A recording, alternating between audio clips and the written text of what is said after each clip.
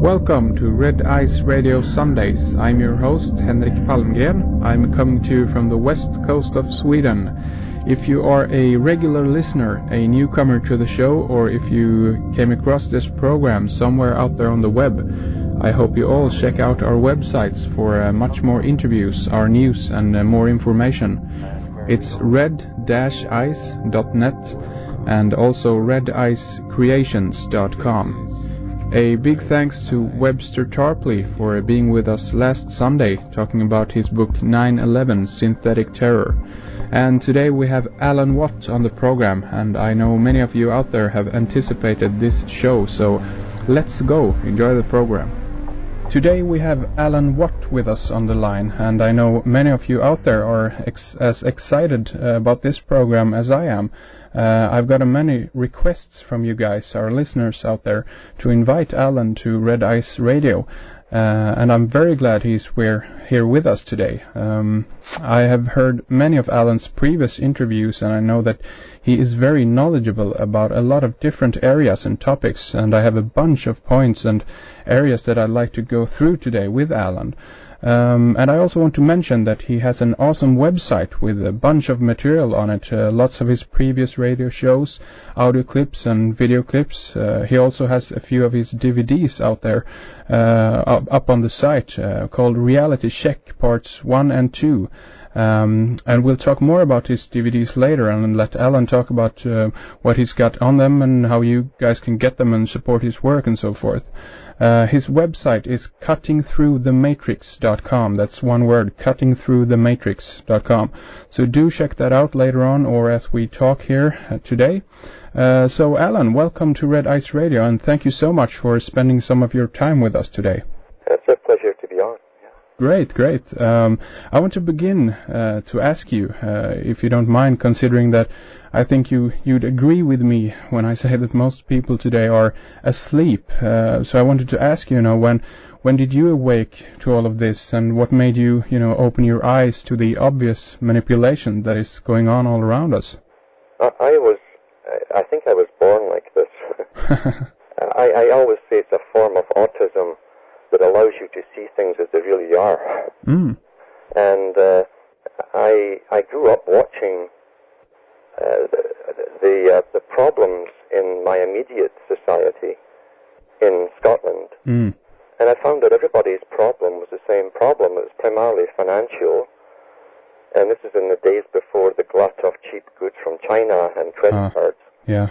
And I realized we lived even then in a managed society where the bulk of the population earned pretty well the same income, which was just enough to keep them alive and pay rent. And most people paid rent in Britain at that time. Yeah. And it truly was a managed, fixed economy, which kept them exactly in that position. And when you're a young toddler, you can walk through different people's homes to visit your friends, and you're ignored by the parents. And you can listen to the parents argue all about the same things, which were basic necessities. And I asked, well, why, how come, if this was supposedly Great Britain, how come that most of the people I knew were pretty well all in the same boat, essentially? Yeah. Where did all the money go? And then you find by studying, even early study, I went to adult libraries, and I found out that only a few hundred families in London, hereditary families, really owned the power of what had been the British Empire, and they still do. Yeah. That was very intriguing, because when you think about it, if we have been here for millions of years, and supposedly by the theory of economics, every hour of labor you produce ultimately is either spent or saved or passed on to your offspring, how come most of the people, millions of generations later, don't have very much? Exactly. And how come a few do? Yeah, exactly. It's not through thrift, of course. It's through a system which is bigger than just an evolved system. Yeah. It's a religion and a system, definitely involving people who intermarry one another a form of selective breeding, and there's positive proof all around us on that score. Yeah, of course, absolutely. And you know, I'm intrigued by your name at the website, Cutting Through the Matrix, because I too agree that it is a kind of a matrix. And I mean, what does that mean to you, that word, and you know, how do we break the spell or break free of the matrix, so to speak? It's not only breaking free, and here's the problem. Most people are not leaders in any generation. Most people are followers. And it's become progressively more so in the last few generations. Yeah.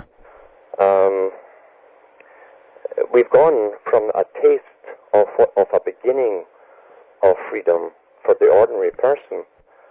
We've gone from a taste of that into a well-managed society. Most people today are being managed. They suspect it, they feel it, they know it, and they don't mind. So that's the thing. Most people are content, and they will be content until their own personal consciousness is blotted out. They do believe that these benefactors above them are truly benefactors, even though they never see the faces of these faceless bureaucrats, or attend the meetings that they attend, or even know their agendas. The media has done such a fantastic job in controlling their minds for them and doing their reasoning for them, that they now expect that anything that's important will be told to them by the media. Yeah. They believe that. I mean, that's a real problem, because we are in a situation here where the, you know, the lying, the state-sponsored truth, so to speak, is broadcasted through the media, the mainstream media, and we have a bunch of people, you know, all around the world who go to this source to find out about the truth. And I mean, this is like a trance, almost a mind control. I mean, I know that you've spoken about this before as a science, correct? It is a science, yes. Yeah. It's a science which is so well understood that it's taught to the few involved, who themselves will put out documentation on it, which are generally ignored. Most of the public don't read books which are kind of boring to them. And Zbigniew Brzezinski, who's always been up there as a presidential advisor, and who is a form of you might call him a mind specialist for psychological control of the masses. In his book, Between Two Ages, he has a chapter called The Technotronic Era. And he talks about the coming time, which is here actually, it's here right now, where forms of science will be used on the public. Now, technotronic meant that part of it would be a form of radio-type beamed waves, which would sort of lull the people into sleep, keep them happy and contented like grazing sheep. As they go through big changes, they wouldn't notice. But the other part was, he said, shortly the public will be unable to reason for themselves. They will look to the media to do the reasoning for them. And therefore, anyone telling them something which is not on the media will not be believed. And that's what you find now. If you tell someone something which you have proof of and show them the documentation, they will still disregard it unless the media tells it. Exactly. I mean, do you think that it is something in the... I know a lot of other researchers have pointed to the fact that the television itself, the frequencies from the television actually is kind of hypnotic. Have you researched this? They've always known that since John Logie Baird brought the TV out. It's what interested me was when I first saw someone, a person who was normal, who actually went up to adjust the television screen, because in those days, in the 50s and 60s and 70s, sometimes you'd get the rollover with the lines going across, the horizontal hold, and he went to adjust it, and he stopped dead in front of it, and then he had an epileptic seizure, even though he'd never had any epilepsy in his life before. And it was found that the brain, the actual frequencies of the rollovers corresponded exactly with his conscious brainwaves. So in some people it was an overt action. They'd actually show what happened to them. But most people were simply being hypnotized by it. And when you're hypnotized, you can be very suggestible. Yeah. And many ideas are put straight into your subconscious that it bypasses the sensor part of your brain. And you have no say in it at all. In fact, it goes right into your subconscious. And that opinion is now your opinion. It's a straight downloading type technique. Yeah. So now that they've digitalized it, I think they've gone a step further. It's more precise now. You're talking about the high definition TVs and so forth? Yes. So do you think that they will be able to refine the frequencies now, and basically even more, we will be deeper into the matrix, so to speak, after this has been implemented? Yes, they did. What was interesting too was that when they brought out the different Pac-Man and all these war-type games, to train a generation to be soldiers, and that's why they gave them all the war games for PlayStation and all this kind of stuff. Yeah. These things were all used for training the military years ago. Yeah. So that was deliberate. They wanted a generation 20 years down the road that would not react when they had to see a person and just shoot them. That was a form of getting over that natural inability to kill people. You train them from birth to do it, and you don't see them as people anymore. But it did come out a few years ago in Japan, which led this field, when they brought out a new type, Pokemon or something, that thousands of Japanese children, on the first showing of this thing, had seizures. Yeah. And one of the guys in that the group of scientists did admit that was deliberate. That was a test to see if they could actually penetrate into certain brainwave patterns of the youth and alter their consciousness. So they know what they're doing, that they're not making mistakes. No. They are fine-tuning this form of digital strobing to affect the mind. So things like HARP and so forth. These are basically things that are, not necessary. I mean, I don't claim that I know that HARP is involved in any kind of mind control or anything like that. But that is the suggestion from a few people, and but that isn't. It is working. In fact, HARP about 5 years ago, started to broadcast a pulsation signal just before the 1200 megahertz range. And it's now day and night. It's on 3 different areas on the shortwave radio band. Full time, and you can't mistake it because it's the most powerful signal on the shortwave. Okay. It's been beamed all across the Americas and a good part of the world, and they've already claimed that officially that they can carry a secondary signal with HARP and put ideas straight into the minds of the people without them being aware. So, I mean, this obviously, draws my attention to the fact that we have, people who basically loses the grip sometime, go totally berserk and starts to kill a lot of people or similar things like that. I mean, do you think that these kinds of technologies could be involved in these kinds of things? It's not even a matter of thinking it. It's actually published. A good example is Dr. Nick Begich. Yeah. Who brought out a couple of books on this type of technology, which, you see, there are 3 levels of science. We have the level of professor and professorship down for the public. That's the bottom level of science, be it medical, physics, whatever. There's a higher level which the CIA and MI6 and covert agencies use. And then there's a level above that which the ultra-elite themselves have and use. Now, Dr. Nick Begich was on a television show here. It was a Canadian version of the BBC. It's called the CBC. Yeah. And Wendy Mesley was the host. And he had a whole big long table full of little little devices like the size of television remote controllers that you could put into your pocket.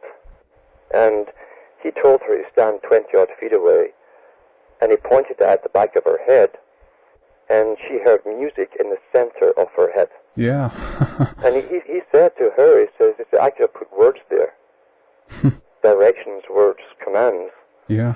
And it works in line of sight to any distance. And this had to be microcircuitry. And yet, as he said it towards the end of the show, all of this equipment is obsolete.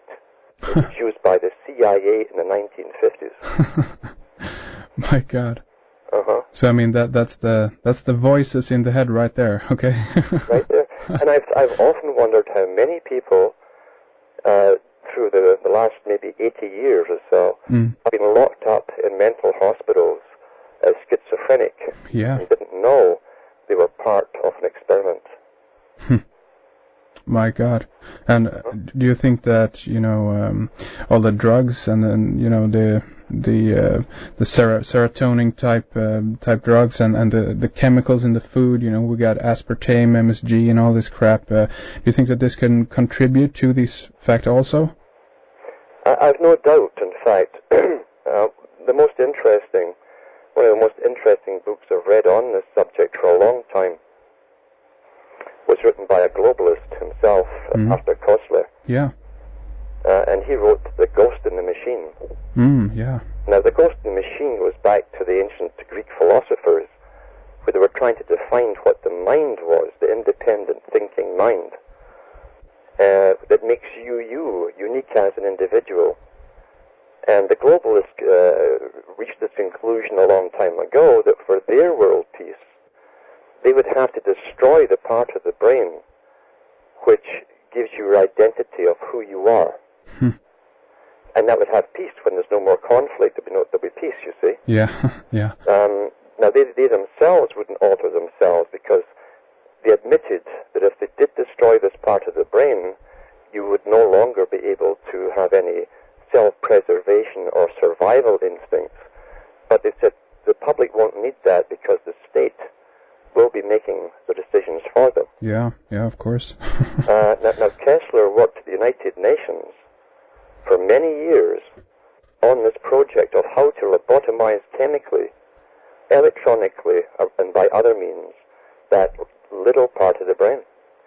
And they tried different chemicals which they could inject into you that would travel right to that specific part of the brain and lobotomize you.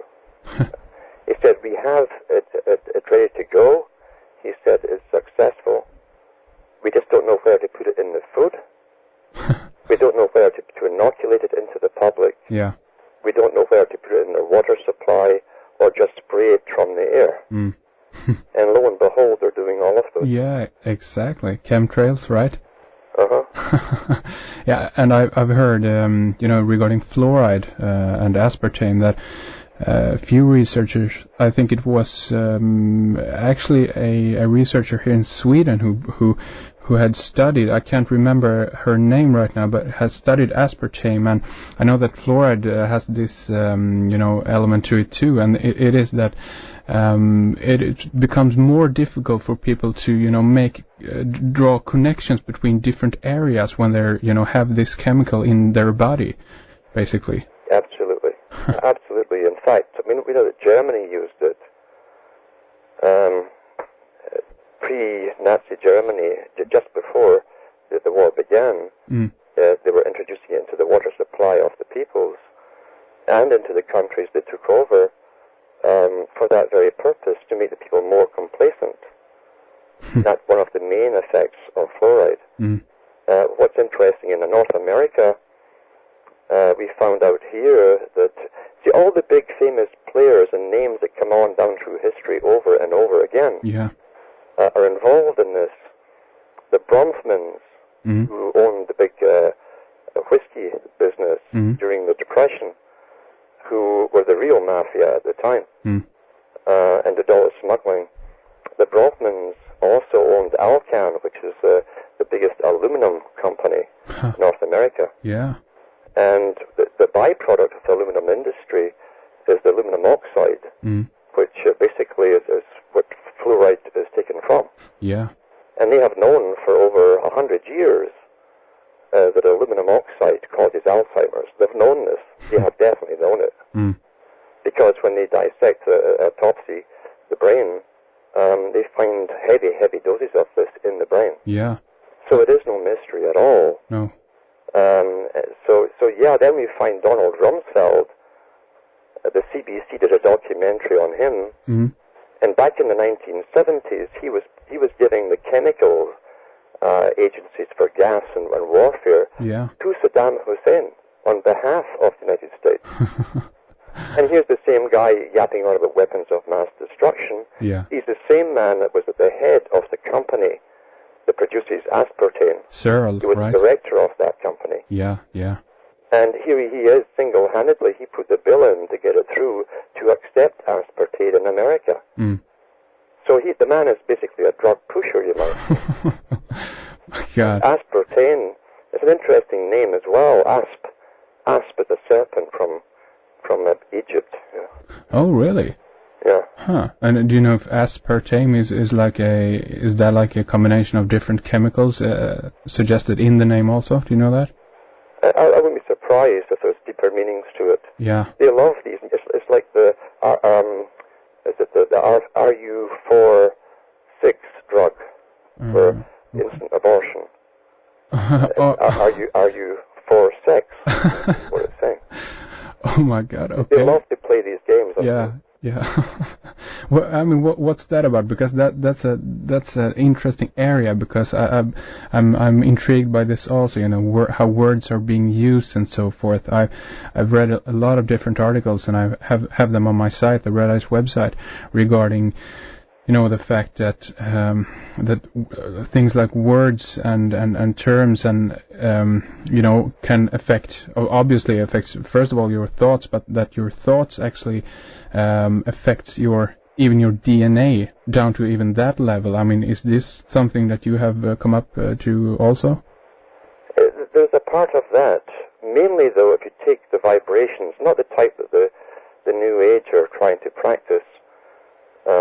If you take a certain frequency or vibration and you amplify that, you fine-tune it, and even keep a frequency and move it up different octaves until it's almost, you don't hear it audibly, but it actually will vibrate the bones in the head.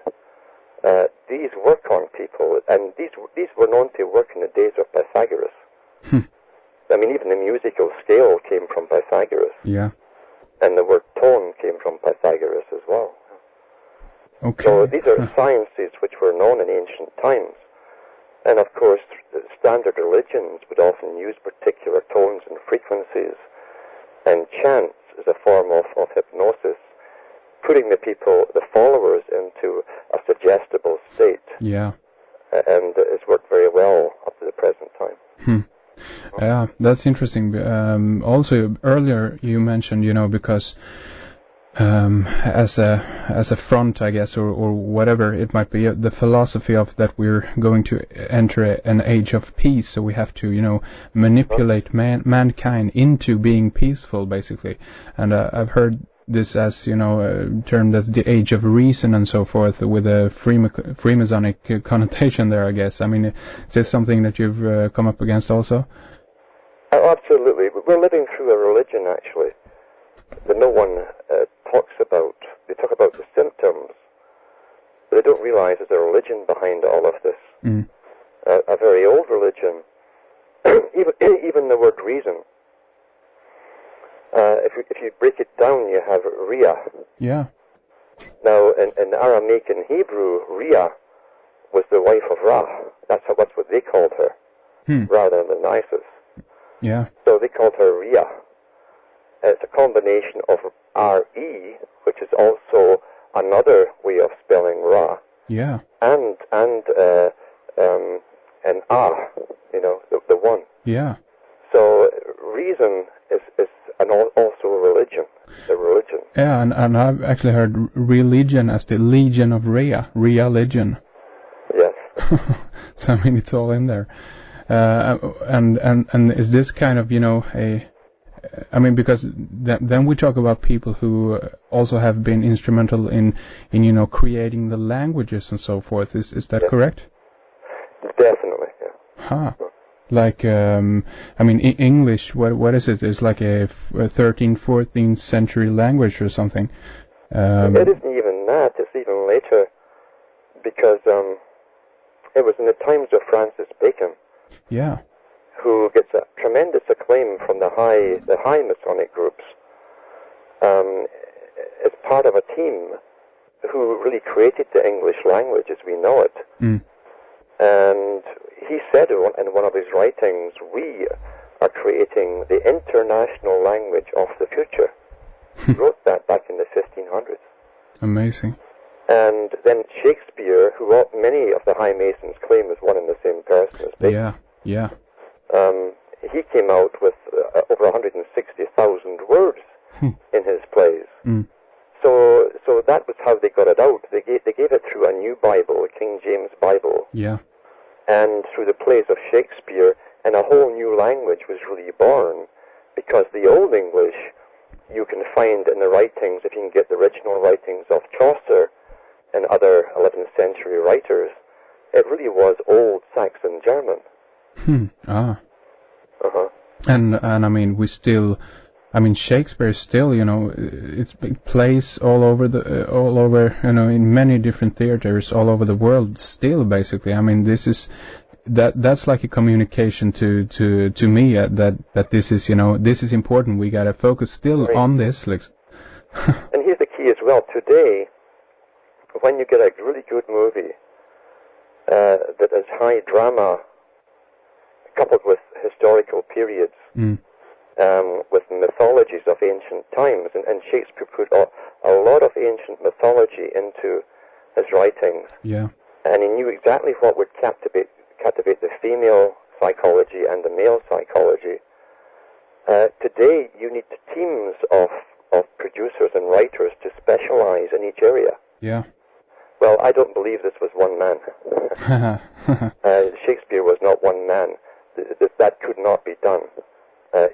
Simply in reading his understanding of the Greek mysteries, the Greek legends, and mythology, just that alone is a speciality. Yeah. Because... So there were teams involved here.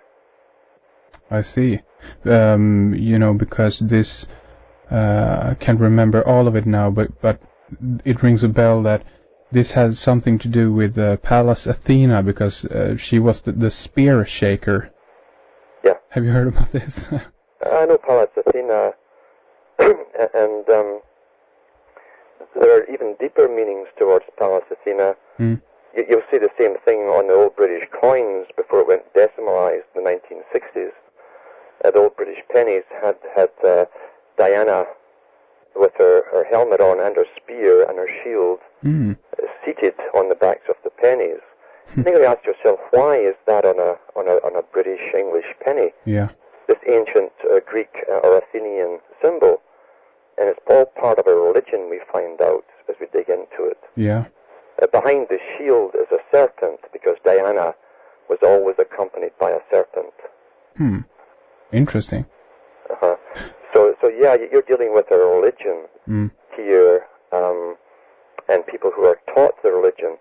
If you go back into ancient times and you see how empires were created and built up, yeah, you would find always a major capital city where one little group ran the money system of that city, or even that city-state. The same people who ran the money were involved in the drug industry, even from the earliest times, for medicine. They also ran the judicial system, the legal system. They also ran the illegal system of running drugs, down through time. And you had the biggest amount of poverty always existing amongst the biggest amount of wealth. Coexisting side by side. And that's what we have today. So you can follow them all down through history as to where they set up their major camps. So, in spades. Alan, is Freemasonry, the common denominator here? Yes, if you are, if you belong to a religion that goes into countries, brings its own religion in, controls the wealth, and gets the sole power to distribute money and handle money, and the drug industry, the pharmacological industry. So sure, you need more people to help implement your system, a form of middle class. And we know that the Rosicrucians came into Britain and worked very hard in the sciences to bring forth the Industrial Revolution. And that's a key word too, is revolution, because that's one of their terms. They create revolutions. Most are bloodless, some are bloody. And even during the 20th century, we had the sexual revolution and all of this kind of thing. These were primarily bloodless, but they totally altered society. Yeah, of course. And there we have the word again, because revolution is just like a revolving, or going one circle, so to speak. Yeah, you have us literally going in circles. Yeah, exactly. Revolution after revolution, but nothing happens.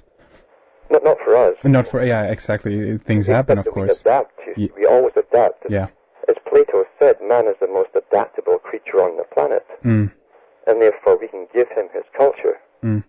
And we can change his culture so easily that the generation involved who have a new set of rights and wrongs will be the last to understand or even see it.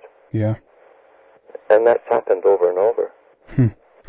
I wanted to ask you, because you brought up Francis Bacon there earlier. He wrote one of his books that his name was on was The New Atlantis. And primarily he spoke, about America as the new Atlantis, and that it was going to be set up as the new Atlantis and so forth. I mean, this is also something that is interesting, because the theme here is also kind of a revolution, or that things are just revolving around, because the theme here seems to be that America, has been set up as this superpower, but now it is being brought down, the symbolic, I guess, destruction of America or Atlantis. Do you agree with that? I think, judging from history,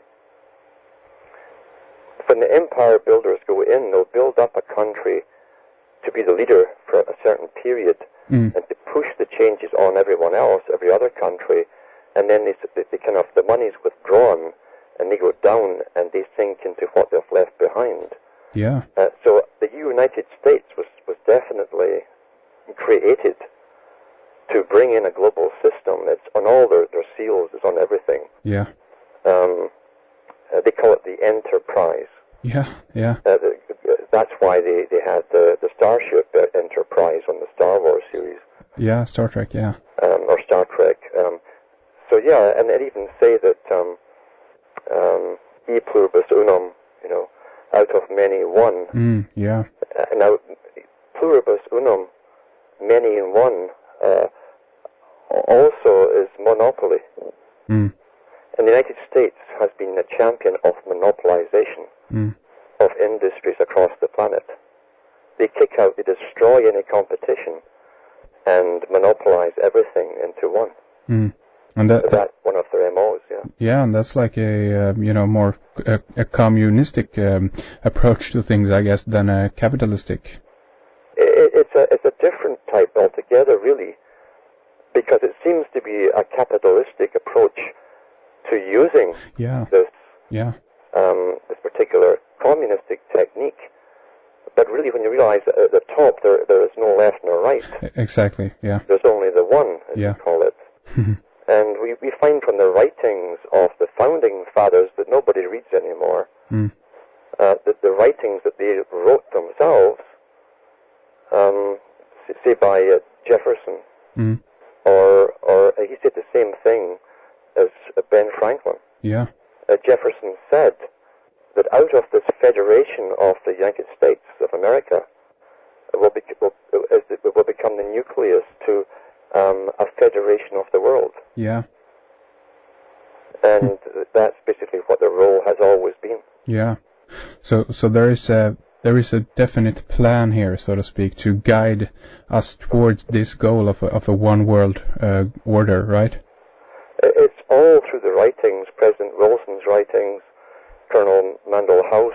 They really put up the banking system, and he was the boss of Wilson, really. Yeah, they knew exactly what they were going for, a monopolization of not just the world as such, but the whole system, the mineral rights for the entire world, the water rights for the world, all energy resources for the world would go into the same hands. And this would be a new form of dictatorship, which they prefer to say is benevolent. Ah. They're benevolent dictators. Yeah. So I mean, how if they were to succeed with this, I mean, how do you think that the world actually would look? I mean, would it be a severe kind of fascist police state, or you know, kind of in its death throes of the old going into the new, you would have that. They are on a roll, and have had world meetings about the science meetings, about chipping the brains of people ultimately. You've probably seen the write-ups by the Professor Warwick in England, who's taken a chip in his brain. He's one of the front to push this. Yeah. Well, at Loyola University in Louisiana, they had a world science meeting paid for by the United States Department of Commerce, and the professor from Japan said, we're ready to implant this in everyone on the planet, except for the elite. They must retain their survival capabilities. And he said, but when this is put into the people, there shall be no more individuality as we know it. It will be impossible for a person to even try and think of themselves as an individual. And so he said this will be pushed through cartoons, through novels, through movies. Now, he didn't say we'd like it to be pushed. He says this will be pushed. And at this science meeting, they didn't discuss politics once, because the boys at that level don't work for politicians. They work for the real world government. That's another clue. Yeah. So the goal is to... It's ready to go. Regional computers will literally direct all of the chips that are out there. And they claim that they already have the regional computers set up. Oh my God! So the goal here is to basically chip people, and then the technological aspects of that will be that they rather don't have to control people to that degree, you know, by force or by violence, because people will be... You won't even need to entertain them through sports and all the rest of it. They'll be robots, really. And even that isn't the end of it. It's the never-ending story. That's the occult meaning behind the movie. The never-ending story. Yeah. Man is the material. They are the high builders. They can shape us and keep reshaping us as according to their needs. Okay, and they talked about literally growing us, specializing in for specialist purposes. They even had they said they could even make a man with gills who could go underwater as a diver and repair oil rigs and stuff like that. Yeah. So you have the capabilities to genetically do it today.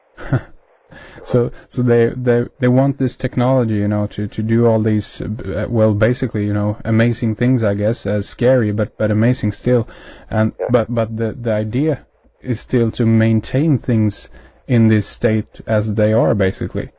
Yes, as we go through this, and then we'll gradually bring down the population. Actually doing it. That's the bad news, that they have been doing that already. Yeah.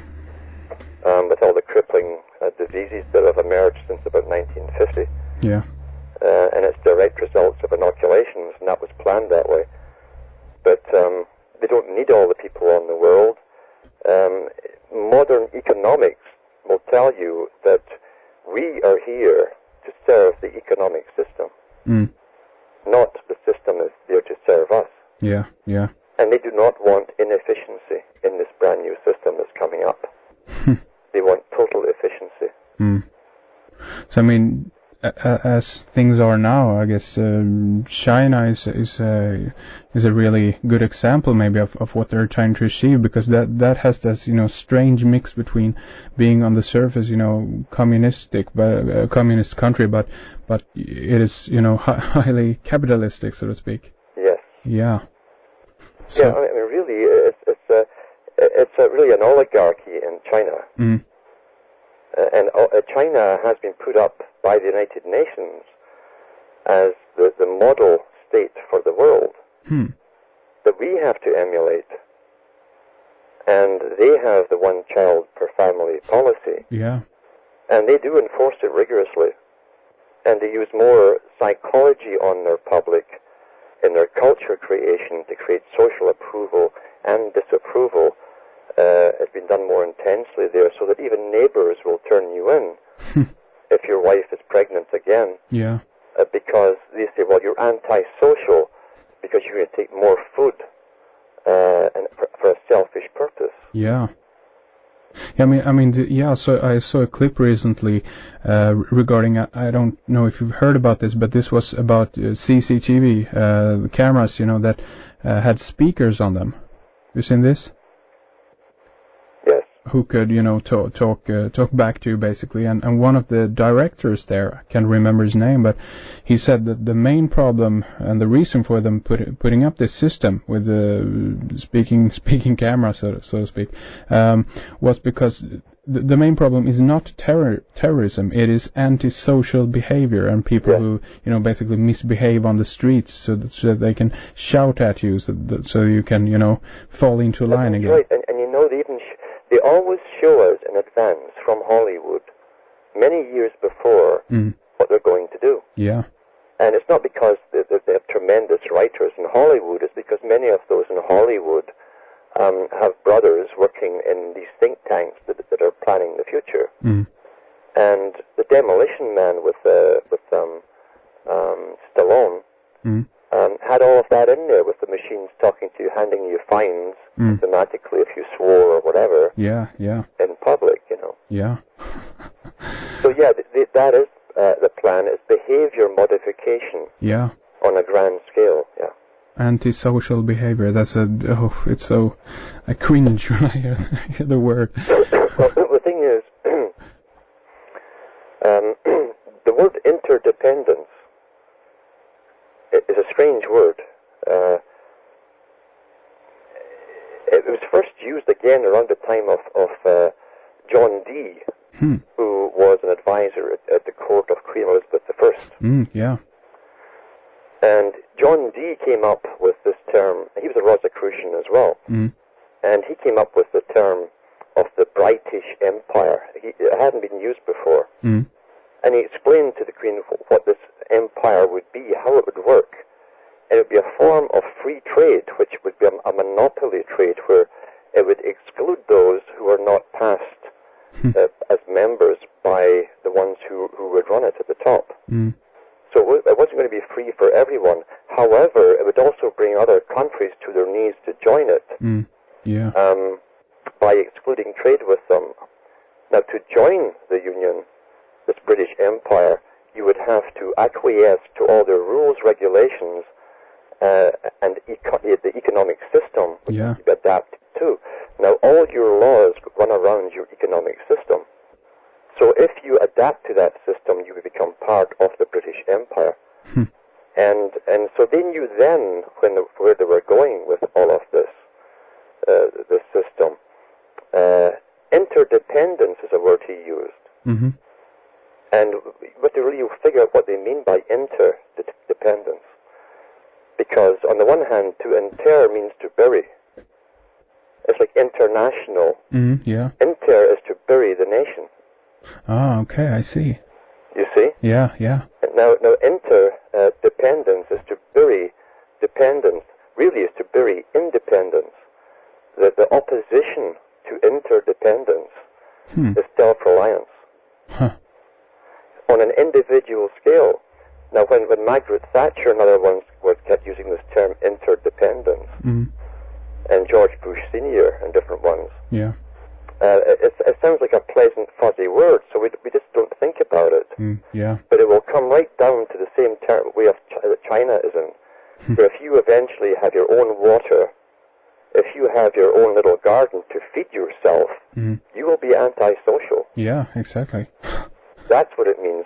You must be dependent on the system for all your needs of survival. That's what interdependence really means. So of course this connection with the as you said earlier, with the nations, if they are able to set up China as this strong economic force now, and basically everyone has to fall into that same model to be able to compete with China, I guess. Yes. And this connects with the WTO and even the UN also, of course. And yet, I said years ago, I was telling people, before the European Union even occurred, I said they're going to merge us all. They're doing it now. Yeah. And they kept using terms like, well, the Prime Minister's off to meet other Prime Ministers to create closer ties. That's how they always couched it, you see. Yeah. And so they use the specific terminology which they never explain to the public. Closer ties are legal ties. And they're doing the same with the Americas at the moment. They've actually done it. They signed the first part of the exoteric, the open agreement, back in March of 2005. And by 2010, the Americas have to be amalgamated with a new governing parliament. Yeah, yeah. Europe. Yeah, exactly. And Karl Marx wrote about it in the 1800s. The United Europe, the United Pacific Rim region, and the United Americas. Yeah. And he wasn't using a crystal ball. He knew what was going on there. He knew it because he was paid by the big bankers to write his Communist Manifesto. Yeah, yeah. And do you know if there are any place in the manifesto that suggests that that Mexico or the population of Mexico should basically invade the U.S.? Well, he knew the same as Jacques Attali knew, that there would be great upheavals that hadn't been seen since the Goths and Visigoths came into Rome. Yeah, yeah. In Rome's last days, there'd be upheavals with mass populations on the move. And sure enough, he was well aware that could be made to happen. And the reason he was sure of it is because these boys have archives to go to see for history, real history. We get public libraries. Archives is where the formulas for how to motivate populations, how to move them, how to make them think and do things, that's where all these formulas are kept. Yeah. These are ancient sciences of manipulation, which were well understood in the days of Egypt. Yeah. Yeah, these guys didn't have crystal balls. They simply knew that what to the ordinary person would seem impossible, they knew the formulas and how to make it happen.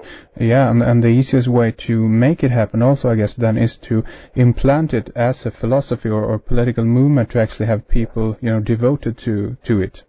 Yes, what we've found as well is that the big back in the 50s, there was the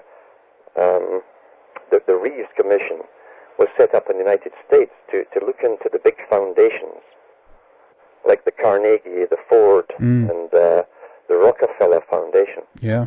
To see what they were really using all these multi-million-dollar funds for. And Norman Dodds was sent from the Senate to investigate. And at the Ford Foundation, he was told by this American foundation that their job was to set up a structure so that the Soviet system could be quite quietly, happily merged with the United States system. There we go. They were looking at that then. However, the same foundations, primarily the Rockefeller Foundation, is funding the migrations and the propaganda down in Mexico and beyond to get the people to move. So they're causing the influx. Yeah. And out of this will come the solution. It's the old stories, thesis, the antithesis, and the synthesis. This is what they're after. Yeah. They want the synthesis. Out of the action, you'll get the retaliation by the citizenry, and then you'll have the laws and legal systems for the solution, and that's exactly what they want, because the solution must knock down the last vestiges of the American Bill of Rights. And the recent what is it called, the transatlantic corridor, right? Also connects with this, I guess. Well, you know, there's more going on that they never tell you about. Once in a while they do, but they won't remind you that they've told you, and we forget. Yeah. There's more under the ground than there is over it. About six or 7 years ago, in one of the British newspapers, it came out that a big corporation with Rand involved, the Rand Corporation, had began a boring project to make a tunnel, just like a transatlantic type tunnel, a tunnel underneath the Bering Straits from Pigeon Lake in British Columbia, Canada, that would come up inside Russia. And it was begun back then. They said it would be completed in 5 years. Okay. We haven't heard any more about it. And yet these boring machines that Rand Corporation has can go through all kinds of rock at 5 miles per hour, day and night, and literally fuse the tunnel walls behind them with the heat generated. Amazing. So yeah, what we're given as news is trivia. Yeah, Really? I see. Yeah, it's something to be occupied with while the real game is going on behind the curtains, I guess. Yes. Yeah, Alan. We also knew too, which is of real importance, is that during a massive change of culture and tradition to a new phase, you must introduce a religion to match it. And that's why as early as the 1800s, they brought out that which become the New Age religion. And Alan, I think we should finish up this segment, and I really want to dig into the New Age movement and so forth in the next part. But in the last few minutes here, about 2 we got left, please tell us how to support your work and get your DVDs and so forth, and about your site. Yes, if you look up cuttingthroughthematrix.com, you can download as much as you want for free, and for those things which are on sale, they keep the site alive, they keep me alive, and I can continue churning stuff out. I've got a lot more to tell the people, and I could expand the site and possibly even get my own show on the go. Yeah. Because we're running short of time. We are the last thinking sentient generation, because the next ones will not even have the ability to think. And I'm not kidding. Okay, yeah. So support Alan's work and head on over to cuttingthroughthematrix.com. Alan and I will continue our discussion in the subscribers section, and we're working to get all things in place over at redicecreations.com. So these subscriber interviews will be available very soon. And next Thursday on Red Ice Radio we got Martin Dutré on the show for an interview on ancient Celtic New Zealand. So stay tuned for that one. And thanks to everyone out there for listening and being part of the show. And also a big thanks to Henrik behind the controls for making this online talk radio show a possibility. We'll talk more on Thursday. This is Henrik Palgmren. Take care and take it easy.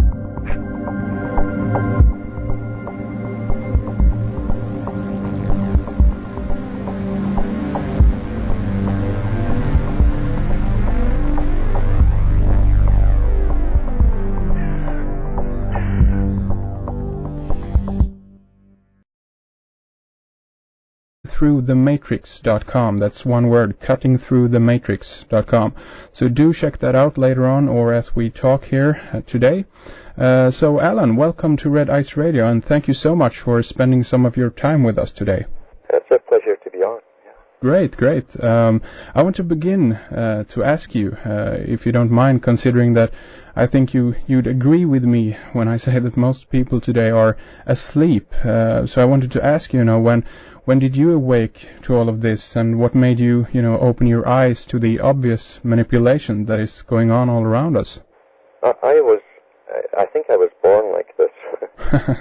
I always say it's a form of autism that allows you to see things as they really are. Mm. And I grew up watching the problems in my immediate society in Scotland. Mm. And I found that everybody's problem was the same problem. It was primarily financial. And this is in the days before the glut of cheap goods from China and credit cards. Yeah. And I realized we lived even then in a managed society where the bulk of the population earned pretty well the same income, which was just enough to keep them alive and pay rent. And most people paid rent in Britain at that time. Yeah. And it truly was a managed fixed economy, which kept them exactly in that position. And when you're a young toddler, you can walk through different people's homes to visit your friends, and you're ignored by the parents. And you can listen to the parents argue all about the same things, which were basic necessities. And I asked, well, why, how come, if this was supposedly Great Britain, how come that most of the people I knew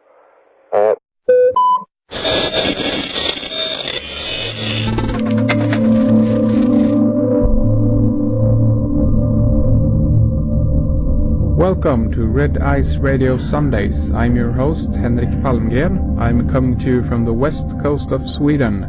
If you are a regular listener, a newcomer to the show, or if you came across this program somewhere out there on the web, I hope you all check out our websites for much more interviews, our news, and more information. It's red-ice.net and also redicecreations.com. A big thanks to Webster Tarpley for being with us last Sunday, talking about his book 9/11 Synthetic Terror. And today we have Alan Watt on the program, and I know many of you out there have anticipated this show, so let's go, enjoy the program. Today we have Alan Watt with us on the line, and I know many of you out there are as excited about this program as I am. I've got many requests from you guys, our listeners out there, to invite Alan to Red Ice Radio, and I'm very glad he's here with us today. I have heard many of Alan's previous interviews, and I know that he is very knowledgeable about a lot of different areas and topics, and I have a bunch of points and areas that I'd like to go through today with Alan. And I also want to mention that he has an awesome website with a bunch of material on it, lots of his previous radio shows, audio clips and video clips. He also has a few of his DVDs out there up on the site called Reality Check Parts 1 and 2.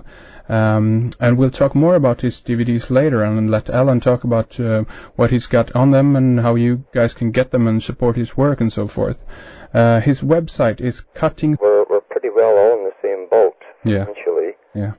Where did all the money go? And then you find by studying, even early study, I went to adult libraries, and I found out that only a few hundred families in London, hereditary families, really owned the power of what had been the British Empire, and they still do. Yeah. That was very intriguing, because when you think about it, if we have been here for millions of years, and supposedly by the theory of economics, every hour of labor you produce ultimately is either spent or saved or passed on to your offspring, how come most of the people, millions of generations later, don't have very much? Exactly. And how come a few do? Yeah, exactly. It's not through thrift, of course, it's through a system which is bigger than just an evolved system. Yeah. It's a religion and a system, definitely involving people who intermarry one another, a form of selective breeding, and there's positive proof all around us on that score. Yeah, of course, absolutely. And I'm intrigued by your name at the website, Cutting Through the Matrix, because I too agree that it is a kind of a matrix, and I mean, what does that mean to you, that word, and you know, how do we break the spell or break free of the matrix, so to speak? Mm-hmm. It's not only breaking free, and here's the problem. Most people are not leaders in any generation. Most people are followers. Mm. And it's become progressively more so in the last few generations. Yeah. We've gone from a taste of a beginning of freedom for the ordinary person. We've gone from a taste of that into a well-managed society. Most people today are being managed. They suspect it, they feel it, they know it, and they don't mind. So that's the thing. Most people are content, and they will be content until their own personal consciousness is blotted out. They do believe that these benefactors above them are truly benefactors, even though they never see the faces of these faceless bureaucrats, or attend the meetings that they attend, or even know their agendas. The media has done such a fantastic job in controlling their minds for them and doing their reasoning for them, that they now expect that anything that's important will be told to them by the media. Yeah. They believe that. I mean, that's a real problem, because now then we are in a situation here where the, you know, the lying, the state-sponsored truth, so to speak, is broadcasted through the media, the mainstream media, and we have a bunch of people, you know, all around the world who go to this source to find out about the truth, and I mean, this is like a trance, almost a mind control. I mean, I know that you've spoken about this before as a science, correct? It is a science, yes. Yeah. It's a science which is so well understood that it's taught to the few involved, who themselves will put out documentation on it, which are generally ignored. Most of the public don't read books which are kind of boring to them. And Zbigniew Brzezinski, who's always been up there as a presidential advisor, and who is a form of a, you might call him a mind specialist for psychological control of the masses. In his book, Between Two Ages, he has a chapter called The Technotronic Era. And he talks about the coming time, which is here actually, it's here right now, where forms of science will be used on the public. Now, technotronic meant that part of it would be a form of radio-type beamed waves, which would